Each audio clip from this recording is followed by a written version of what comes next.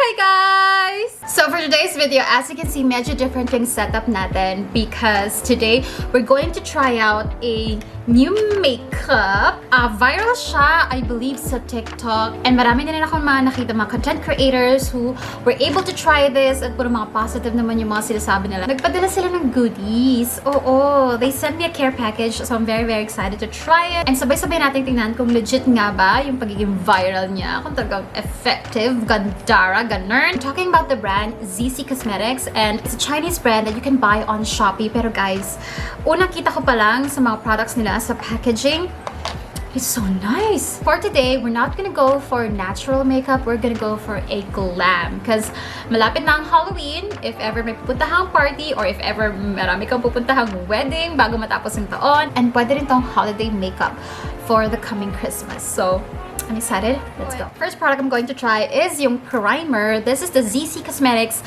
Multi-Effect Makeup Primer. Tatlong options ang meron sila: purple, green, and nude. And yung green for the reddish skin. Yung nude if you have blemishes na gusto mong i-cover. Pero yung purple kinuha ko kasi it corrects yellowness and meron siyang brightening effect. Yung ganitong 30 ml bottle costs 299 pesos. Pero meron din silang tube. And the tube is like 199 pesos. Pero I suggest you get the bottle, you guys. Kasi it's a glass bottle, mabigat siya. Shala! Shala ang feels, I swear to God. Oh my God, nakita niyo ba yung difference? Oh my God, nag-brighten nga yung skin ko din. Honestly, para siyang, pag nag-apply ka ng sunscreen, ganong effect.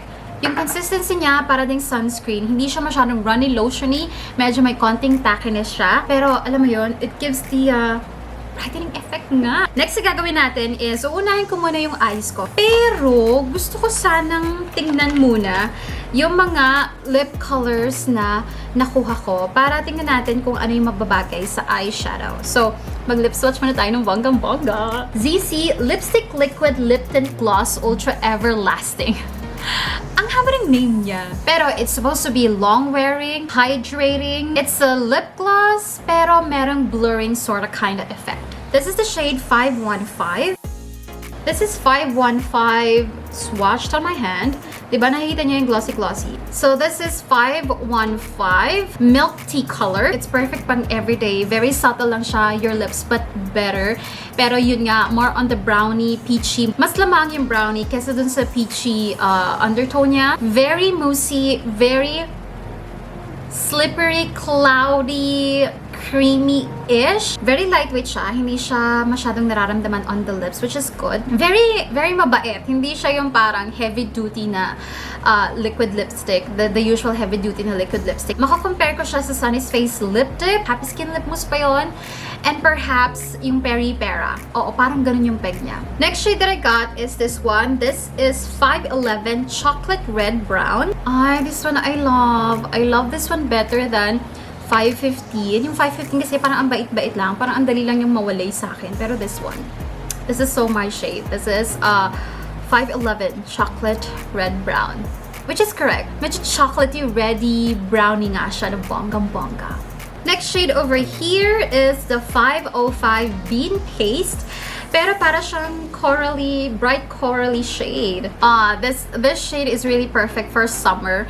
Hindi ko siya gagamitin for nighttime or yung pag night events. Pero for daytime, for everyday, definitely gonna wear this one. So this is the shade 505 Bean Paste. And last but not the least, the darkest shade that I got. This is 510. Weird name, Cow Blood. Okay. It's this shade right here. It's Regal Red talaga. Oh my God. I love it. I love 510. This is the red talaga. So, out of the 4 shades, ang pinaka nagustuhan ko, itong dalawang nasa baba. Si Chocolate Red Brown and etong si 510 Cow Blood. Hindi ko masyado napusuan yung mga light bright because I mean, right now, kasi ang goal ko nga is, you know, a makeup na pang night event, pang Halloween, pang holiday and whatnot. So, mag-browse muna tayo first and foremost. And I got the Eyebrow Pencil Waterproof Long-Lasting Pen Ultra Fine Eyebrows. And I got the shade 01 Machete, which is perfect for my black hair. I kind of like it kasi nadalian akong gamitin siya. Hindi siya waxy, hindi siya yung parang tacky. For someone like me na hindi eyebrow product connoisseur, This is perfect kasi it's very easy to use, nothing too complicated. Buti naman.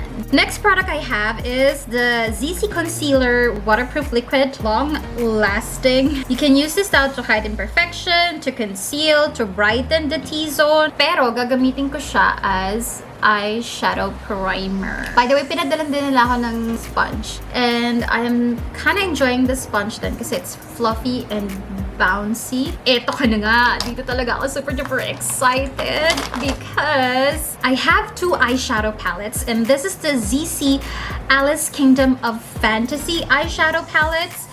Ang meron ako is yung Rose Plate and yung Purple Plate.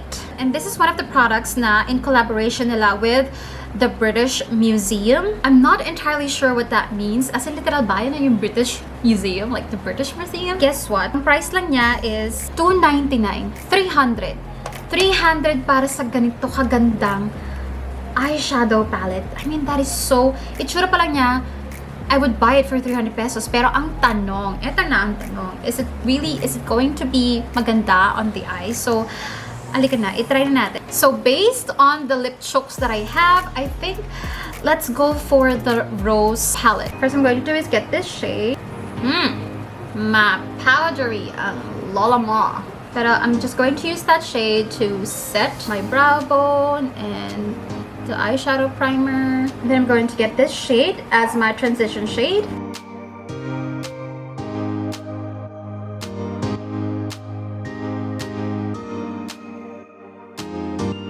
And then I'm going to get this really beautiful pinky red shade.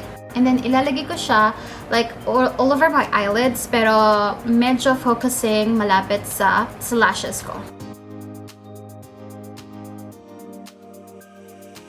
Transition shade ulit, just gonna blend the top part. And then I'm going to get this brown shade. I'm going to apply it sa outer corners para magkaroon ng dimension.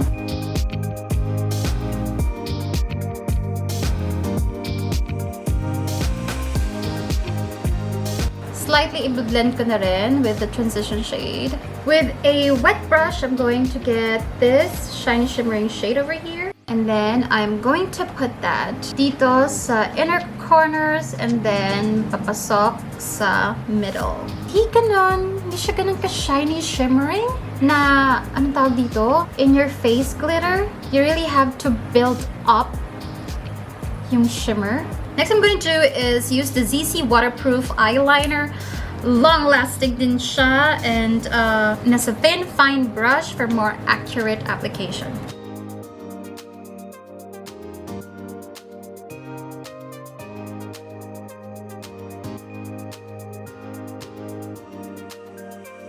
Next, I'm gonna put mascara. I have the ZEESEA Waterproof Extension Mascara, which is kind of interesting kasi ang nipis ng wand niya. So I'm kind of curious. This is going to be effective. Oh wow, I was not expecting this. Tingnan nyo guys. Kita nyo yung difference? Ito yung meron, ito yung wala. I mean, it does the job of a normal mascara, pero medyo 10 years nga lang kasi nga ang nipis niya, 'di ba? Pero hindi siya yung parang magbubuo-buo compared if you have yung fat brush na mascara.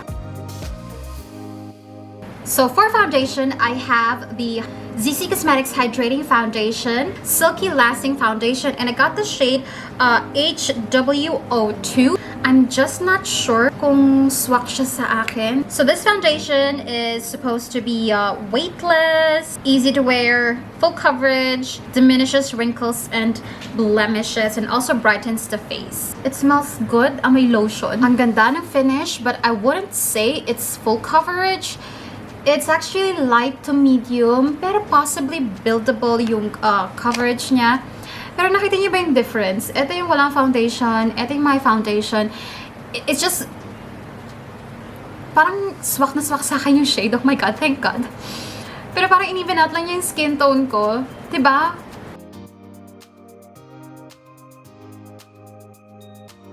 Oh my God, dewy finish. My kind of foundation. Pero, hindi siya full coverage. So, gamit ako ng concealer over here hanggang dito. Let's see kung mababrighten up niya. Oh my God, you guys. Honestly, kanina pa ako naghahanap ng mali. Gaantay ako magkamali yung product. Pero so far, so good. So done with the foundation. We are so dewy. Ang susunod nating product is the infamous British Museum Face Powder. It's oil control, waterproof, and lightweight. And it's going to keep you oil-free and fresh all day daw. But again, I'm not gonna fall for the compact. I wanna see yung mismong effect sa skin. Okay, so on this side, I'm going to try the puff. Yes, nag-mattify ang ating face. I love the puff applicator, pero I don't think this is going to last long. Alam mo yung feeling na pwede siyang mapunit anytime. Pag yung gamit na gamit mo na siya. And then on this side, I'm going to try it with a brush. The brush will give you a more natural finish, pero the powder is going to like fly everywhere. Mas ano yung application ng puff, parang mas solid, mas precise. Now we can finish the eye makeup.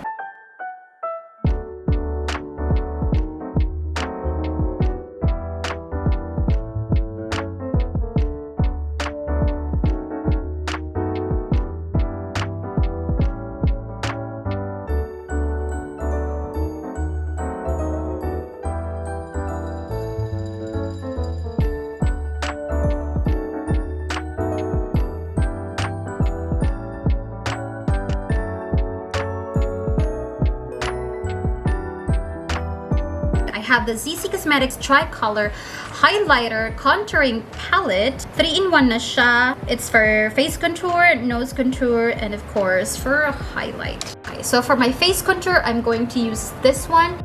I love na cool tone siya. I mean, on my skin tone, yun talaga yung pinaka-perfect na pang contour, yung mga cool tone. I'm going to take this powder here for over here.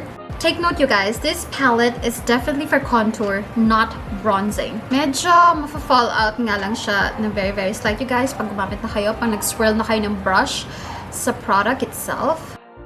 Now, for the highlight, ayan o, may konting powdery, shimmery, shiny siya. Ay, ang tindi pala ng highlight. Akala ko subtle lang.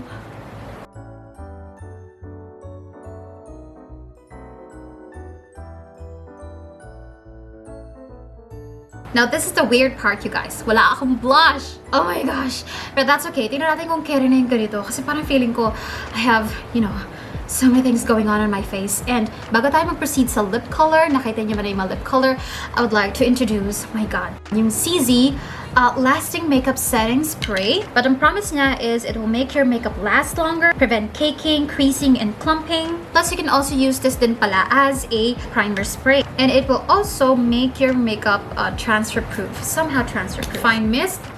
May vanilla lotion. Wow, wow, wow. Honestly, guys, napaka-fine nung mist niya. Like, now for the lips.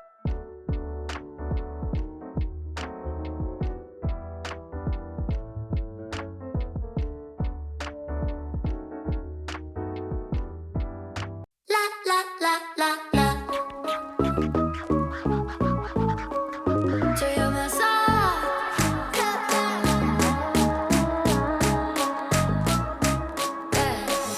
Tonight I'm gonna feel alive, and no one won't be acting nice. So baby, go and start a fight. I'm in love with the city lights. Look, I'm enough of a big star. I got my girls and I got my car. Hey guys, alright, so this is the finished makeup look. My final thoughts all throughout the experience of trying the ZEESEA Cosmetics. Eto walang halong ka-etchasan ha. Pinadala nila to, but I'm still going to give you the real talk. I feel like super duper sulit yung ibabayad mo. Kasi hindi naman siya ganun kamahal in the first place. Okay, so I love the primer kasi I can use this primer kahit hindi ako mag-makeup. Kasi nakita niyo naman yung instant brightening effect niya. But you have to check out the variety, the options that you have. Kasi ito, swak to for my skin tone. Now, you have to check ano yung pwede sa skin tone mo and sa skin type mo. Kasi I believe meron silang 3 options. So, basahin mo na lang. I'm gonna link it down below. Yung foundation is okay for me. I like the packaging talaga. It's super social. It's pretty heavy. Pero yung finish niya, it's not something I've never seen before. Light to medium coverage lang. Dewy finish, which I like. Pero hindi naman ako like super duper na pa wow with the foundation. It's alright for me. Yung powder, aside from the itsura niya na ang ganda-ganda niya, my god. I also love the finish of the powder. Pero it's as good as a translucent powder for me. And I love that it has a little bit of blurring effect. So this powder for me is a yes. Ang ganda-ganda ng packaging. Okay din sa akin yung performance. And okay din sa akin yung price niya. Like, sulit na yung ibabayad mo for this powder. Next, yung eyeshadow. Guys, this is just 300 pesos. Hindi siya like yung super duper opaque. Talaga, you have to build the color, but I don't mind. And I think sulit na yun. Kasi you have 9 shades and magagamit mo lahat. Could be for everyday kasi meron namang matte shades, or could be, you know, for parties kasi may mga shiny, shimmering, splendid siya. So, alam mo yun, I highly recommend na rin itong palette na to. Sulit na rin siya for me. Next, yung contour powder. My god. My god, the contour powder, I am so happy na cool tone siya.